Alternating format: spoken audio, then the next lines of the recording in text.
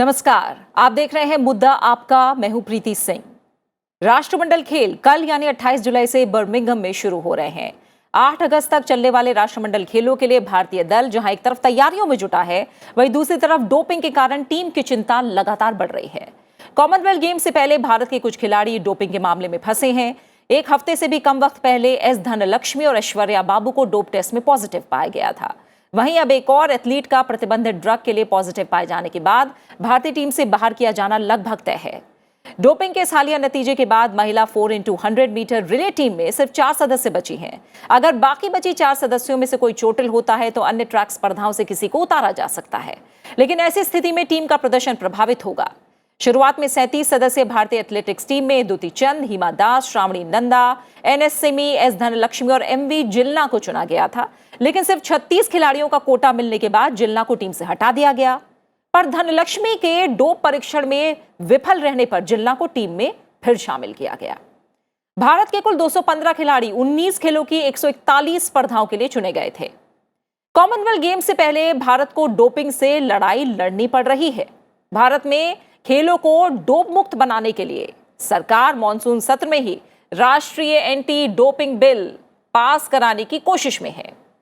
मुद्दा आपका में आज बात खेलों में गहराते डोपिंग के साए और समस्या की, साथ ही चर्चा में जानेंगे इसके समाधान की दिशा में उठाए जा रहे कदमों, प्रयासों और इस दिशा में सामने आ रहे चैलेंजेस और चुनौतियों की। और इस पर चर्चा के लिए मेरे साथ आज 3 खास मेहमान जुड़ रहे हैं। मेरे साथ स्टूडियो में मौजूद हैं वरिष्ठ पत्रकार राकेश थपलियाल जी, साथ ही 2 और मेहमान हैं जो मेरे साथ जुड़े हैं। राकेश जी, आपका बहुत बहुत स्वागत है मेरे साथ इस चर्चा में जुड़ने के लिए। आपका बहुत बहुत शुक्रिया। मेरे साथ राज्यसभा सांसद और पूर्व एथलीट पीटी उषा जुड़ी हुई हैं। पीटी उषा, बहुत बहुत शुक्रिया आपका संसद टीवी के साथ जुड़ने के लिए, हमारे साथ इस चर्चा में शामिल होने के लिए। साथ ही मेरे साथ नेशनल एंटी डोपिंग एजेंसी के सदस्य डॉक्टर PSM चंद्रन भी जुड़े हुए हैं। डॉक्टर चंद्रन, बहुत बहुत शुक्रिया आपका भी हमारे साथ जुड़ने के लिए। राकेश जी, पहले मैं चाहूंगी मोटे तौर पर आपसे इस समस्या के बारे में समझना। हम जानते हैं कि साल 1920 वो वक्त था जब सबसे पहले डोपिंग के अंतर्गत खेलों में कुछ दवाओं पर प्रतिबंध लगाया गया था। एक तरह से देखें तो डोपिंग पहले बताइए है क्या, और ये समस्या अगर भारत में खेलों की स्थिति को देखा जाए तो कितनी गहरी हो चुकी है आज? देखिए, डोपिंग की समस्या ये वर्ल्ड वाइड एक समस्या है और इसको रोकने के लिए वर्ल्ड एंटी डोपिंग एजेंसी बनाई गई थी 1999 के अंदर विश्व स्तर पर।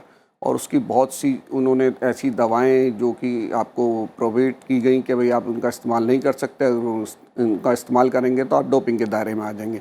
लेकिन एक सबसे बड़ी समस्या जो हिंदुस्तान के एथलीटों के साथ है और दुनिया के तमाम देशों के एथलीटों के साथ भी है कि लैक ऑफ नॉलेज। इसके बारे में खिलाड़ियों को हमारे उतना ज्ञान है नहीं, उनको उस बारे में उतना शिक्षित नहीं किया गया। हालांकि 2009 से हमारे यहाँ जो नेशनल एंटी डोपिंग एजेंसी है नाडा, उसका गठन किया गया था रजिस्ट्रार सोसाइटी एक्ट के तहत, और उसके पास कोई ऐसी पावर नहीं है। आप खिलाड़ी को बैन कर देते हैं कुछ टाइम के लिए, फिर खिलाड़ी वापस आ जाता है, कुछ खिलाड़ी बार बार पकड़े जाते हैं। और सबसे बड़ी जो समस्या एज ए पत्रकार हमने देखी है कि खिलाड़ियों के पास नॉलेज का अभाव रहता है कि उन्हें कौन कौन सी दवाई लेनी है, कौन सी नहीं लेनी है। क्योंकि जब आप चोटिल होते हैं, बीमार पड़ते हैं, गला खराब होता है, हमने देखा कि बैडमिंटन की खिलाड़ी अपर्णा पोपट थी, वो डोपिंग में सिर्फ इसलिए फंस गई कि उन्होंने कफ सिरप को पी लिया था। और इसमें कई चीज़ें हैं कि कुछ दवाएं अगर आप जो प्रतिबंधित भी हैं नाडा के थ्रू, वाडा के थ्रू, उनको भी अगर आप लेना चाहें तो पहले इन्फॉर्म करके आप ले सकते हैं, क्योंकि अगर आपकी मेडिकल ज़रूरत में वो आती हैं चीज़ें। लेकिन जो लैक ऑफ नॉलेज है हमारे खिलाड़ियों की, फिर साथ साथ उसके ये भी है कि कुछ जो हमारे कोचेज़ हैं, सपोर्ट स्टाफ है, वो खिलाड़ियों को प्रेरित करता है उनको मेडल जीतने के लिए कि आप चाहे शक्तिवर्धक दवाएं लें, मेडल आपको जीतने हैं। मेडल जीतने से क्या होता है कि कोच को भी प्रमोशन मिलता है, कोच को भी पैसा मिलता है, इनामी राशि मिलती है, नाम बहुत मिलता है। और मैं आपको बताऊं कि 1990 के दौर में जब जर्मनी के अंदर ये बहुत चीज़ें चलती थी तो एक सर्वे किया गया था और बड़ा इंटरेस्टिंग सर्वे था कि खिलाड़ियों से कहा गया कि अगर आपको हम एक ऐसी दवा है हमारे पास जिसको दें, उसको लेने से आप ओलंपिक में गोल्ड मेडल जीत सकते हैं, लेकिन उसको लेने के बाद 6 महीने के अंदर आपकी डेथ भी हो सकती है, तो क्या आप उसको लेना चाहेंगे? तो काफ़ी बड़ी संख्या में खिलाड़ियों ने कहा अंतर्राष्ट्रीय स्तर पर कि हाँ, हम उसे लेना चाहेंगे। क्योंकि जो ओलंपिक स्वर्ण पदक की जो एक महिमा होती है, अब रातों रात विद इन 10 मिनट्स पूरा देश आपको जान जाता है, आधी दुनिया आपको जान जाती है। और इसके बाद जो इतने बड़े बड़े इनामात आपको मिलते हैं, इतनी प्रमोशन नौकरियों में आपको मिलती है, इतना प्यार लोगों को मिलता है, तो कई बार खिलाड़ी उसके लिए प्रेरित हो जाता है उसको। लेकिन उसको समझाया कोचेस के जरिए ही जाता है कि भाई आप इस दवा को लेंगे तो ये इतने दिन में धुल जाती है, इसमें आप पकड़ में नहीं आ सकते या पकड़े जाने के चांसेस बहुत कम हैं। तो वो जो एक लैक ऑफ नॉलेज और एक खिलाड़ियों के अंदर जो डर है, वो डर ज़्यादा होना चाहिए। ये जो एंटी डोपिंग बिल आ रहा है पार्लियामेंट के अंदर, इसके बाद इसको जो कानूनी अधिकार मिलेगा वो एक सबसे बड़ी चीज़ होगी। अभी नाडा जो है एक स्टैच्यूटरी बॉडी है, नाडा एक सुझाव दे सकती है, उसके फैसलों को कोर्ट में चैलेंज किया जा सकता है।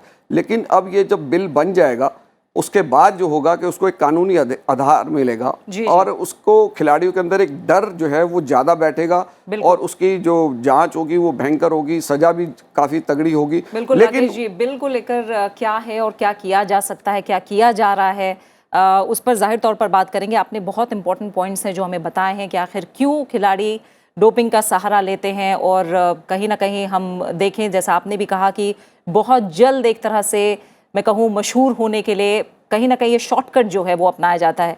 पीटी उषा हमारे साथ जुड़े हुए हैं। पीटी उषा, अगर हम एक वर्ल्ड एंटी डोपिंग एजेंसी की जो हालिया रिपोर्ट है उसको देखें तो भारत की जो रैंक है वो 3rd है कहीं ना कहीं डोपिंग के मामलों में, और ये और ख़राब प्रदर्शन हुआ है इंडिया का कहीं ना कहीं। आप जो डोपिंग की प्रॉब्लम है भारतीय खेलों में, आप कैसे देखते हैं उसे? देखो, I am feeling very bad कि इंडिया अभी 3rd पोजीशन में आ गया है, रशिया 1st पोजीशन में आ गया है because they have won many medals also, but India has not won the medal, but still we are in the 3rd position. 1919 तक आई एम डूइंग स्पोर्ट्स 1977 से शुरू हुआ है। 1990 तक में ऐसा I have not heard about the dope, but in India I think after 90 India also slowly the field started dope, and after 1990 like 90 maybe 1997 98 the foreign coaches coming from Russian side started more and more like more dope. I heard about dope more and more. Then 2011 in 4 into 400 meters relay complete girls because of dope banned, and even coach Yuri also banned, and he has gone back to their country. And after 2 years people say forgotten everything, and we have called him back again because this is all wrong. No, people see awareness needed, and most of the people know about what the things we have to take, what we should not take. Now the coaches and athletes, most of them knows, but we should give more awareness. Not only that, we should give so sudden results if somebody shows so sudden result, if shows it is not with the training, everybody knows that. So like that, like some very so sudden result come means we should take them to the anti-doping pool, like a registered pool, so that if frequently we should test them, not only for the competition. If you test the fool people only will be caught within 3 months, that the within 3 months every frequent test needed actually here. This is actually spoiling the natural the athletes. Now they are blocking the way of natural athletes, because see a lot of example is in our country. Some of the girls were in the national camps, and 4 years they were trained in the national camp. They have not done any example about 400 meters, not done any 55 seconds also, under 55. So sudden they weed out from the national camp, and they started doing the training from their own place and started showing the performance in 451 plus. It shows that they are taking something, and afterwards nobody is going to test them. If they and if somebody goes also, they say that not got there somewhere and they are hiding it. Some rules should be there. Some rules should be there, and within 3 months for the competition, frequently test needed. Because and not only that, see, if we are doing with the training, systematic training means when we go outside the country for the World Athletics or Olympics or Commonwealth Games, we should do the better performance, because we are getting good competition there, and we'll be able to get a lot of gold, silver and all. Those who are done even in the World Athletics also, I feel little wonder, some their performance in here national record is so points great. Noted. And this माफ कीजिएगा PT Usha, आप बहुत important points हैं जो आपने बताए हैं, और जाहिर तौर पर कई ऐसी चीज़ें हैं जिन पर तेज़ी से काम करना और गंभीरता से काम करना होगा, तभी हम डोपिंग के दंश को एक तरह से किनारे कर सकते हैं। अगर डॉक्टर चंद्रन, मैं नाडा की बात करूं या फिर वाडा की बात करूं, थोड़ा सा हमें बताइए कि एजेंसी किस तरह से काम करती है। अभी पीटी उषा ने भी और साथ ही राकेश जी ने भी कई इंपॉर्टेंट पॉइंट्स बताए हैं। आखिर आप लोग काम कैसे करते हैं? ये टेस्ट क्या रेगुलर इंटरवल में किए जाते हैं, किस तरह से किए जाते हैं, थोड़ा बताइए इसके बारे में। एक बात हमको ख्याल में रखना चाहिए, जब तक स्पोर्ट्स रहेगा डोपिंग का मामला तो होगा, हमेशा होगा। अच्छा। लेकिन इसमें कंट्रोल करने का कोई भी तरीका हम पीछे छोड़ना नहीं चाहिए। और जब वाडा आ गया, नाडा आ गया, उसके बाद इसका कंट्रोल हम थोड़ा कुछ कंट्रोल कर पा रहे हैं। और ये कंट्रोल में एक बात हमको दिखाई दे रहा है कि आजकल एथलीट्स को ऐसा एक विचार हो गया कि जब तक हम डोप नहीं ले सकते हम परफॉर्म नहीं कर सकते। ये गलत है। आपको चाहिए साइंटिफिक ट्रेनिंग वगैरह चाहिए, और साइंटिफिक ट्रेनिंग नहीं मिलने से लोग ऐसा शॉर्टकट लेके डोपिंग के पीछे भागते हैं। और एक बात हम भूल जाते हैं कि डोपिंग का जो ड्रग्स बैंड है वो खतरनाक ड्रग्स है, उससे बॉडी में असर होता है, उसका हेल्थ प्रॉब्लम्स होता है। ये हेल्थ प्रॉब्लम कोई हाईलाइट नहीं करते। और एक चीज याद रखना कि अभी 3 एथलीट पॉजिटिव पकड़ा गया, लेकिन हमको ये देखना है कि remember 3 are tested positive but there are 97 athletes who are negative. वो लोग बिना स्पोर्ट्स बिना दवाई लेके परफॉर्म कर रहे हैं, लेकिन जब जाने में एथलीट पकड़ा जाता है तभी इसका मीडिया में अटेंशन आता है, नहीं तो कोई इसके बारे में सोचता नहीं है। और चीज देखना है कि डोप टेस्ट तो सभी काम नहीं कर सकते, नाडा सभी का डोप टेस्ट नहीं कर सकते। एक टेस्ट के लिए कम से कम 30,000 रुपया खर्चा होता है, एक टेस्ट के लिए 30,000 रुपया। हमारा बजट का हमारा पैसा कहाँ से आएगा? इसलिए नाडा को ये ख्याल में रखना चाहिए किसका टेस्ट होता है। एलआई का टेस्ट होना जैसे उषा ने अभी बताया कि जो रजिस्टर्ड टेस्टिंग टूल में ज्यादा एथलीट को रखे उसका हमेशा उनका परफॉर्मेंस देख उनका टेस्टिंग में लाना, टेस्टिंग पूल में लाना चाहिए और बार बार उनका टेस्ट होना चाहिए, लेकिन वो होता नहीं है। उसका कई कारण हो सकता है, लेकिन ज्यादा अटेंशन हाई लेवल एथलीट में जाना जरूरी है और नीचे जाके स्कूल लेवल में ज्यादा चिंता देने से अभी इसका टाइम नहीं हुआ है। ठीक है doctor Chandran. High level athletes and catch them right forth catch them and so that becomes a example for others to emulate not to follow drugs. ठीक है डॉक्टर चंद्रन। ठीक है राकेश जी, डॉक्टर चंद्रन ने एक बात कही और बहुत ही इम्पोर्टेंट बात है वो। उन्होंने कहा कि जो टेस्ट है वो अपने आप में काफ़ी महंगा है और इतने खिलाड़ियों का अगर रेगुलर इंटरवल पे टेस्ट किया जाए, और भारत जैसा विशाल देश और हम जानते हैं यहाँ प्रतिभाओं की कमी नहीं है, आपको क्या लग रहा है बड़ी अड़चनें क्या हैं जब हम भारत में खेलों की बात कर रहे हैं? पीटी उषा ने भी बताया जैसे हमें कि बहुत ज़रूरी है कि अवेयरनेस को बढ़ाया जाए और साथ ही जो टेस्ट हैं उन्हें ज़्यादा से ज़्यादा किया जाए। तो अवेयरनेस के लेवल पे या फिर जो नाडा की फंक्शनिंग है उस लेवल पे आप बड़े चैलेंजेस क्या देख रहे हैं? देखिए प्रीति, इसमें क्या है कि आपने सही पॉइंट बताया, अवेयरनेस भी चाहिए और साथ साथ आपको खिलाड़ियों का डर और टेस्टिंग दोनों साथ साथ आपको चलाने होगा। अवेयरनेस की जैसे मैं बताऊं कि नाडा का जितना भी लिटरेचर है वो आपको इंग्लिश लैंग्वेज में मिलेगा। अच्छा। आप हमारे खिलाड़ी ये पूरे कॉमनवेल्थ गेम्स में जितना हमारा दल जा रहा है 200 से ऊपर का, आप उनसे खिलाड़ियों से पूछ लीजिए कितने लोग अंग्रेजी में नाडा की उन चीज़ों को पढ़ सकते हैं कि ये प्रोहिबिटेड जो दवाएं हैं, प्रतिबंधित दवाएं हैं, इनके नाम हैं, कितने लोग उसको पढ़ पाएंगे? उस लिटरेचर को कितने खिलाड़ी हमारे पढ़ पाते हैं? अगर खिलाड़ी हमारे उसको पढ़ने में लगे रहेंगे तो वो बाकी अपने खेल पे ध्यान नहीं दे सकते। तो एक सबसे बड़ी ज़रूरत के रीजनल लैंग्वेजेस में इन सब की जो वाडा की प्रतिबंधित दवाओं की सूची जो वाडा से आती है, लगभग हर साल वो सूची को चेंज करते हैं अपनी, उसमें कुछ दवाएं ऐड करते हैं, कुछ हटाते हैं। तो उसकी जो हमारी जितनी रीजनल लैंग्वेजेस हैं हिंदुस्तान के अंदर, उसमें उनका ट्रांसलेशन उपलब्ध होना चाहिए, इंटरनेट के ऊपर उपलब्ध होना चाहिए। और सरकार के लेवल पे ये कोई बहुत बड़ी बात नहीं है। जब हम अपना मिशन रख रहे हैं कि हमें अगले ओलंपिक्स में टॉप 10 के अंदर आना है, तो हमारे लिए बहुत बड़ी बात नहीं है। जहाँ तक टेस्टिंग की बात है, अगर हम ये देखते रहेंगे कि इस पर पैसा बहुत लगता है तो आप कहीं नहीं कर पाएंगे। और जैसे कई फेडरेशन हैं, मैंने देखा उसमें कोई खिलाड़ी अगर उनके कैंप में शामिल होना चाहता है तो वो कहते हैं अभी 2,000 रुपये दो, क्योंकि आपका डोपिंग टेस्ट होगा, पहले डोप टेस्ट होगा। ये साइकिलिंग फेडरेशन ऑफ इंडिया के एक अधिकारी ने एक दिन मेरे को बताया कि भाई हमारे यहाँ जो आना चाहता है तो उसको डोप टेस्ट के पैसे खुद देने पड़ेंगे खिलाड़ी को।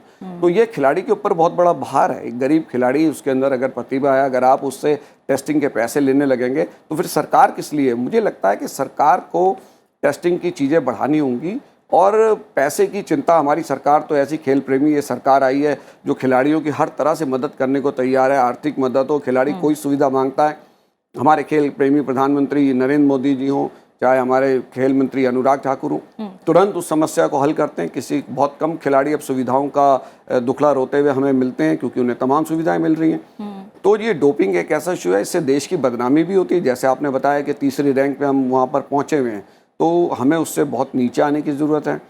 और डॉक्टर चंद्रन ने जो बोला कि जब तक खेल रहेंगे तो डोपिंग रहेगी, मुझे लगता है कि हमें इस सोच को भी बदलना होगा। इसमें जीरो टॉलरेंस की पॉलिसी हमें चाहिए होगी। जैसे खेलो इंडिया की स्कीम है, छोटी उम्र के जो बच्चे हैं हमें वहीं से उनको शिक्षित करना होगा। स्कूल कॉलेजेस के लेवल्स पे जाके आपको सेमिनार्स करने होंगे, और इसमें हर व्यक्ति को भूमिका निभानी होगी। स्कूल के जो गेम्स के टीचर हैं उनको, कॉलेजेस में जो गेम्स के टीचर्स हैं उनको एक बड़े लेवल पे यह अभियान सरकार को चलाना होगा अवेयरनेस का। क्योंकि खिलाड़ियों के अंदर जब जागरूकता होगी, खिलाड़ी को ज़्यादा जानकारी नहीं होती, उसे तो उसका कोच कहता है कि भाई ये ले ले, तो वो ले लेगा। आप एक फूड सप्लीमेंट दिया जाता है, मान लीजिए फूड सप्लीमेंट पे इतनी इंस्ट्रक्शंस लिखी होती है, कौन खिलाड़ी उसको पढ़ पाएगा? खिलाड़ी के पास ना वक्त है पढ़ने का, ना उसको नॉलेज है उस चीज़ की। उसका कोच उसको बताता है कि भाई हाँ इसके अंदर ये चीज़ें हैं, कोई प्रतिबंधित दवा नहीं है। लेकिन क्या होता है कि एक फूड सप्लीमेंट आज बना, 1 साल तक हम उसको इस्तेमाल कर रहे हैं, 1.5 साल तक कर रहे हैं, विद इन उस साल 1 साल में वाडा ने उसमें जो कुछ ऐसे चीजें हैं,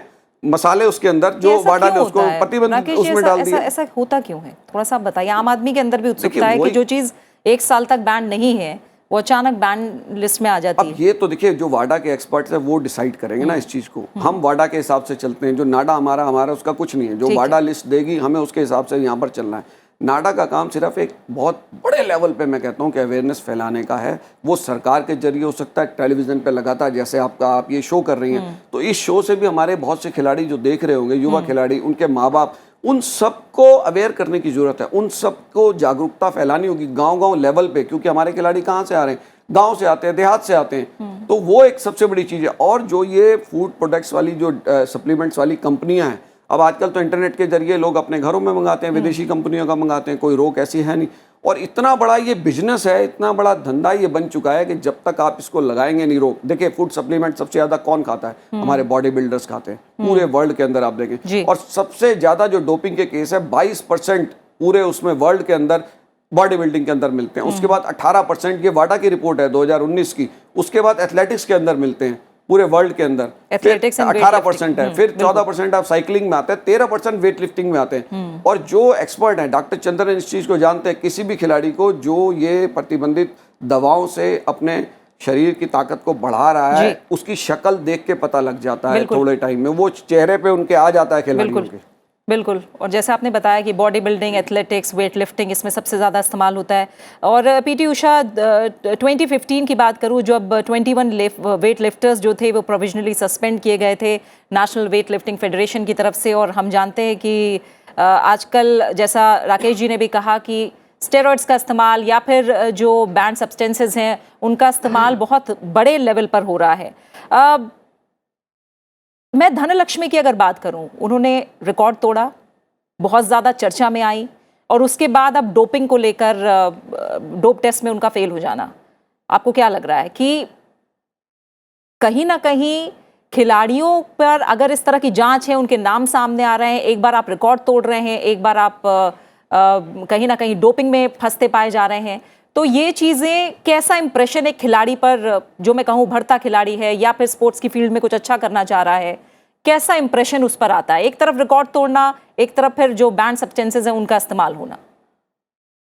आई थिंक वो लोग सोच रहे हैं ये तो कुछ शॉर्टकट में गया तो मेडल जीतेगा, अपना अपना वो टैलेंट में बिलीव ज्यादा नहीं करता है। तो नॉर्मली तो ज्यादा अवेयरनेस देना है, सिस्टमैटिक ट्रेनिंग हो गया तो they will be able to get the medal, and jada more awareness among athletes, coaches, parents, all needed. And see, I'm not telling everybody you should take them to the pool. Some of the events, some of the players, you will know that 100% they are on drugs. Then still they are not tested. That is why I'm telling that type of result at least could have been in the registered pool. Because every countries are doing it, no doubt, but they are getting medal also. What about our country? If we are in the 3rd position in dope, and we are how many medal we are getting the world level? That is why. See, so strengthen the NADA, more fund to NDL. widened network of registered pool. This all needed. 50 only if you put them in the testing pool, 50 you can imagine. 50 we have to give more awareness to athletes, coaches, and parents, and all those things.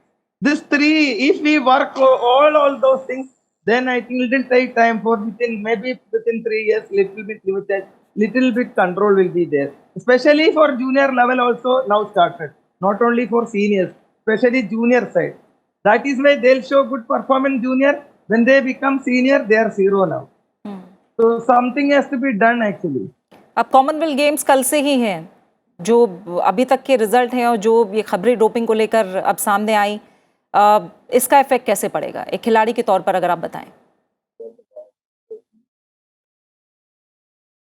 You're asking me?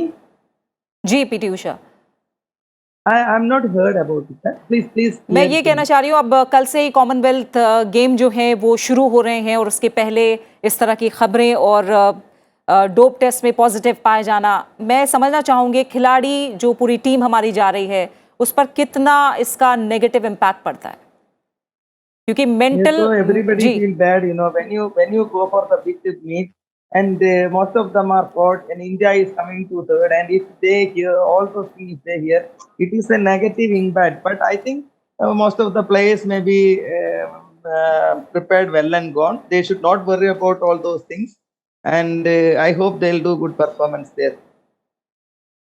बिल्कुल। Doctor Chandran, आपने जो तमाम बातें हैं वो बताई हैं, खासतौर से नाडा के फंक्शनिंग को लेकर और क्या कमियां हैं जो दूर होनी चाहिए। अब जैसा जिक्र आपने भी किया था, अब जो नया बिल आ रहा है उसके जरिए हम कितना सुधार होते देखेंगे एजेंसी में? डोपिंग से गेम, डोपिंग एक खेल है, इस खेल में खिलाड़ी अकेले नहीं है, इनके साथ कोचेस हैं, डॉक्टर्स हैं, साइंटिस्ट है, एक टीम वर्क है, ये सब इकट्ठा होकर डोपिंग करते हैं। इसलिए ये जो नया बिल आया हुआ है, that is encouraging sign, because there is a provision to punish the support staff for doping.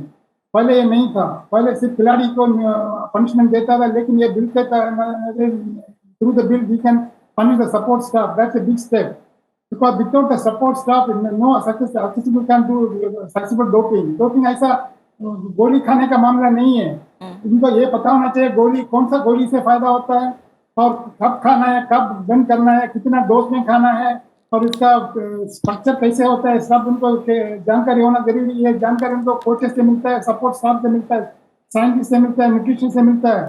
तो इसका थोड़ा कम हो, बिल से उसमें थोड़ा कम हो जाएगा। That's a positive step, I must say. So it's an encouraging sign. Good. Government has done a good job. बिल्कुल। राकेश जी, आखिर में आपका कमेंट, क्योंकि हम जान रहे हैं जब हम लिस्ट की बात करते हैं तो थर्ड रैंकिंग पे हम हैं और इतना बड़ा देश, इतनी बड़ी चुनौतियां, अब एक नया कानून बनाने की तैयारी हो रही है। आपको लग रहा है उसके जो इम्प्लीमेंटेशन है उस पार्ट पर भी सरकार ध्यान देगी? देखिए, मैं ये चाहूँगा कि बहुत अच्छी बात है, ये बिल आ रहा है और पीटी उषा जैसी हमारी एथलीट अब राज्यसभा की सदस्य हैं, क्रिकेटर हरभजन सिंह हैं, राज्यवर्धन राठौर है जो पूर्व में खेल मंत्री भी रह चुके हैं, वो लोकसभा के सदस्य हैं।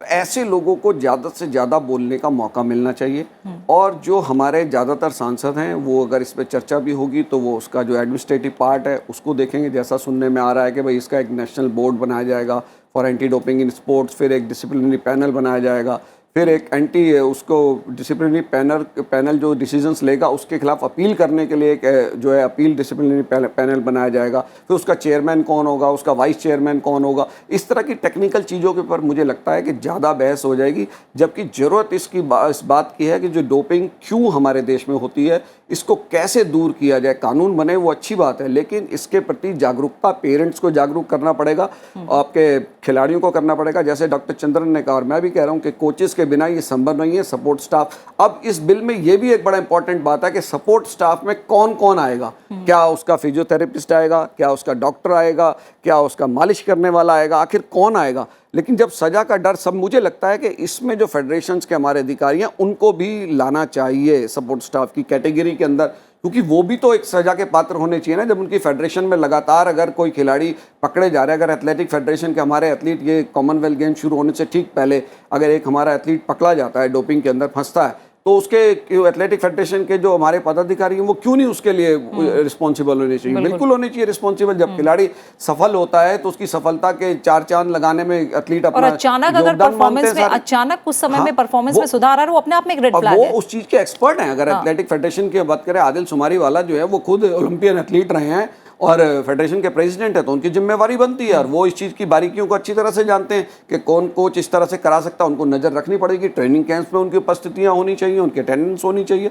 तो बिल में ये सारी चीज़ें आपको डालनी पड़ेंगी, क्योंकि फेडरेशन के अधिकारियों को आप खुला नहीं छोड़ सकते कि वो पूरी मौज मस्ती ले रहे हैं, कुर्सी का मजा ले रहे हैं, सब कुछ ले रहे हैं, और जब खिलाड़ी फंस जाए तो उसको क्या होता है, अकेला छोड़ दिया जाता है। खिलाड़ी अकेला होता है फंसने के बाद, उसको सारे केसेस, सारी अपनी सुनवाइयां खुद करनी पड़ती है। जाहिर तौर पर ये तमाम चीजें हैं जिन पर ध्यान देना बहुत जरूरी है। राकेश थपलियाल जी आपका, डॉक्टर चंद्रन आपका और पीटी उषा, आप तीनों मेहमानों का बहुत बहुत शुक्रिया मेरे साथ इस चर्चा में जुड़ने के लिए, मुद्दा आपका में शामिल होने के लिए। तो जाहिर तौर पर कल से कॉमनवेल्थ गेम्स शुरू हो रहे हैं और भारत की तरफ से कुछ खिलाड़ियों के डोप टेस्ट में पॉजिटिव पाए जाने के बाद कुछ दिक्कतें हैं जो ज़रूर बढ़ सकती हैं। 2018 कॉमनवेल्थ गेम्स में जो गोल्ड कोस्ट में हुए थे, वहाँ कुल 66 पदक भारत ने जीते थे और अभी तक का जो सर्वश्रेष्ठ प्रदर्शन है वो 2010 में नई दिल्ली के खेलों में हुआ था और भारत ने 101 पदक के साथ अपना सर्वश्रेष्ठ प्रदर्शन किया था और दूसरे स्थान पर रहा। साल दर साल अगर अंतर्राष्ट्रीय स्पर्धाओं की बात करें तो हमारे खिलाड़ी लगातार बेहतर प्रदर्शन कर रहे हैं और देश का नाम रोशन कर रहे हैं। खिलाड़ियों के लिए बेहतर इंफ्रास्ट्रक्चर, बेहतर सुविधाएं, सहूलियत, ट्रेनिंग, उनको मेंटली स्ट्रांग करने की दिशा में सरकार लगातार कोशिशों में जुटी है। लेकिन डोपिंग का एक पहलू ऐसा है जिसे लेकर भी खास ध्यान देने की जरूरत है ताकि खिलाड़ी मुकाबले में जीत और संघर्ष का सामना करें, ना कि उन्हें डोपिंग टेस्ट में हार का मुंह देखना पड़े। इसी के साथ मुद्दा आपका में फिलहाल इतना ही। अपना अच्छे से ख्याल रखिए और मुझे दीजिए इजाजत। नमस्कार।